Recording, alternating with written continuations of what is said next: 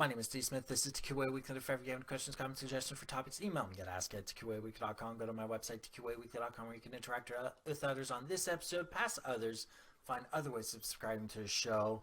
Email me directly from the contact form as well. And of course, if you're already on YouTube, you can do that all down below. And of course, if you want to make this show better, get 24 to 48 hours in advance of everyone else, become a patron of my Patreon at patreon.com/TQA Weekly. And this week's topic is going to be controversial. A lot of you will either sit on the side of what I would be on, or you'll be against it. But either way, it is a very important topic to talk about. It is the hacktivist. It's the age of the new age of the protester, the evolution of the protester from the street to the internet, and it is something that you needed to be reminded about. In 2016, a few things on the internet are going wrong. A few things around the world are going wrong, and every single time that the entire civilian population, the 99%, try to fight back, the government slams us down. This is why hacktivists exist. This is why protesters existed. This is why there were civil wars that have formed the history, the heroes and the villains of countries. This is why there are people out there that have a political agenda related to freedom of speech, human rights, freedom of information, freedom of the press. These are hacktivists. These are people fighting bigger governments, organizations, police states, people that would claim that they are doing right by using falsehoods such as cyber warfare, such as pedophiles, such as fraud and all that, because they are too lazy to actually do traditional police work.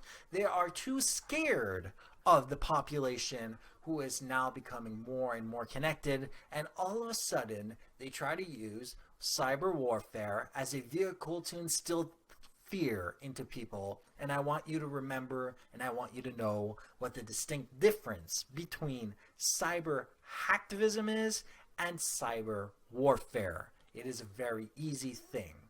In warfare, when you take a gun to a person's face and you fire, they are dead. Governments have gone after other countries with viruses designed to break equipment to actually stop people from being able to do various things. That is cyber warfare, when you're intentionally destroying infrastructures to prevent other people from advancing. Hacktivism is very different in the idea that one of the primary vehicles of hacktivism is through humiliation, whether it be through DDoSing services, a non-destructive way of actually preventing a service from being accessible on the internet, or by the publishing of various databases on the internet of very easily attainable information from companies and organizations who do not want to listen to the internet when there are flaws, that would like for governments to make laws that protect their insecurities instead of dealing with the insecurities and making them more secure. And of course, as one of the many ways of being able to humiliate governments and agencies and police and all that, actually deliver information that have been censored from the public's eyes, showing immoral acts and abusive forms of use of power. One of the most notorious groups for showing this is Anonymous, and if you did not already know who they are, you've been living underneath a rock. Originally from 4chan, it is a fluid group of like-minded people that don't necessarily have a traditional hierarchy. But needless to say, they are one of the vehicles of cyber hacktivism. They are one of the many groups that have actually humiliated governments, agencies, and groups of immoral thought, and of basically groups that abuse of their power. But they are not the only group on the internet, and they are definitely not the only people that can actually instill a lot of movement behind their words.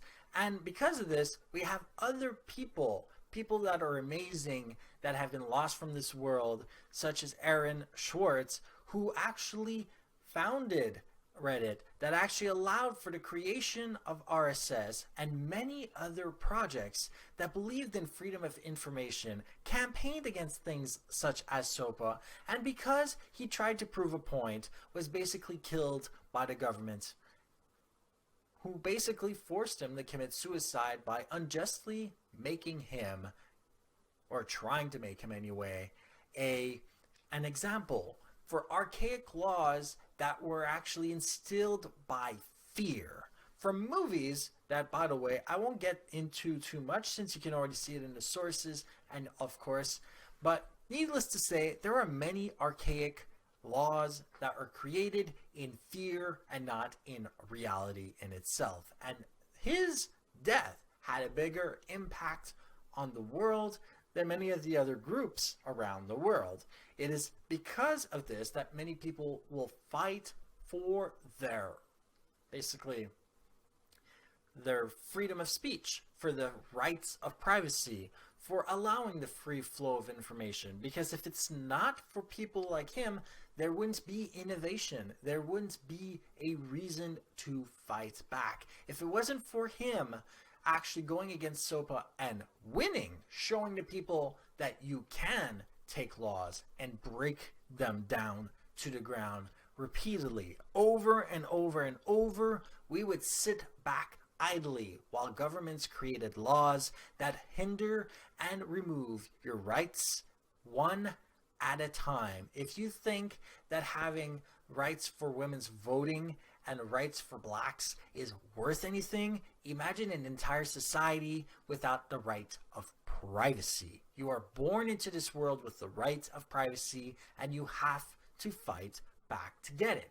And along this very line, there are patriots that actually sacrifice their own liberties, that sacrifice their ability to live in their own countries, people like Edward Snowden that actually get labeled as a traitor despite being a patriot, despite showing the world that that fundamental necessity, that human right, that human requirement, privacy, has not just been trampled upon, it has been spit upon, burnt, and shat on by governments around the world who have just basically said, we'll collect all the information about every single person and remove your rights to privacy. You no longer had privacy, but if it wasn't for him, you wouldn't have been knowing anything about PRISM and any other kind of project around the world.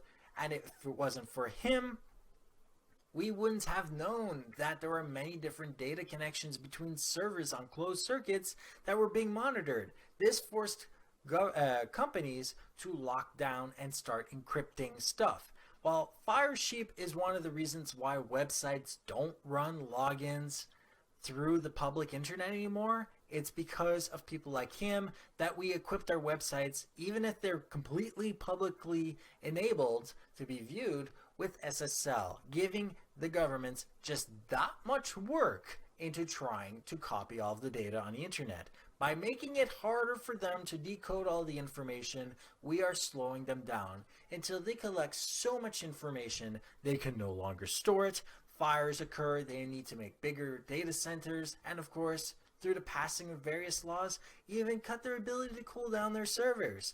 It is because we know the locations of various of these places, we're able to twist the laws into a way that is more moral and actually makes it harder for them to spy on us, that we get to do things.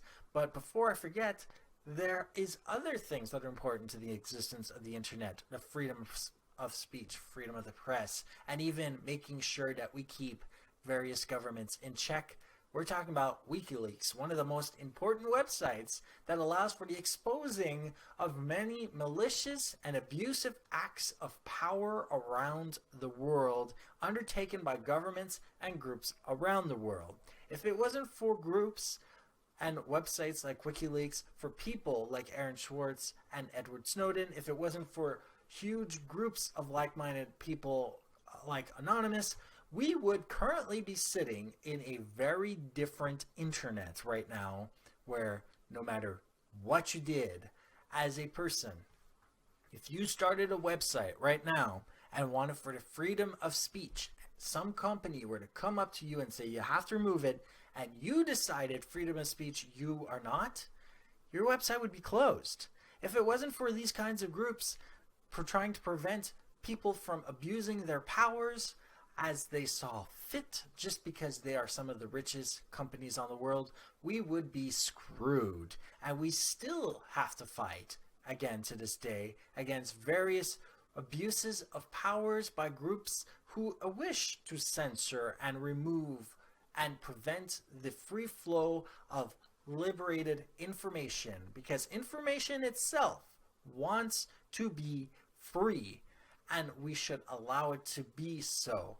But don't get me confused with a pirate. I will never steal a movie or music. I always pay for it. But when it comes to science, something based in the natural environment, something funded by our tax dollars, it should be available to everyone.